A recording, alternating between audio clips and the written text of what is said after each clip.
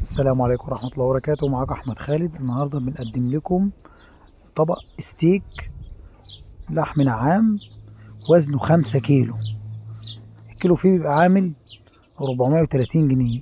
ستيك حاجة مظبوطة بدون شغب بدون دهن، زي ما انتوا شايفين التفاصيل والدقة. عبارة عن لحم صافي متقطع تقطعات ستيك.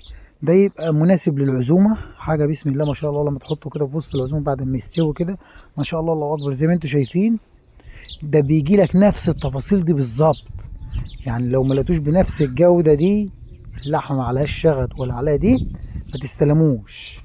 يعني لو انت طلبت طبق ستيك 5 كيلو وجه لحضرتك غير اللي موجود في الفيديو ده، ما تستلموش.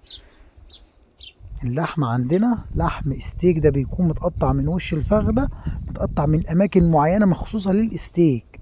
ما بنقطعش احنا اي قطعة لحمة نقطعها ونقول ستيك، لا، ده مخصوص متقطع من وش الفخدة، متقطع من الاماكن اللي هي خاصة بالستيك. فهيجيلك بنفس الجودة وبنفس الدقة دي وبنفس الجمال وبنفس الحلاوة دي. كيلو فيه ب430.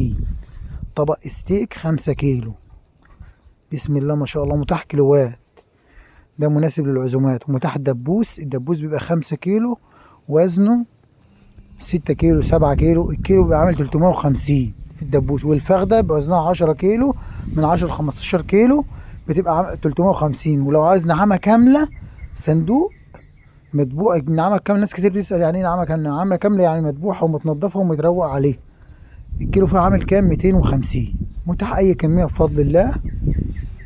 وحاجتنا زي ما انتوا شايفين بسم الله ما شاء الله، توصل لك فريش وحاجة مظبوطة وحاجة نظيفة وطعم مختلف وطعم جميل جدا جدا. كل سنة وانتم طيبين ورمضان كريم.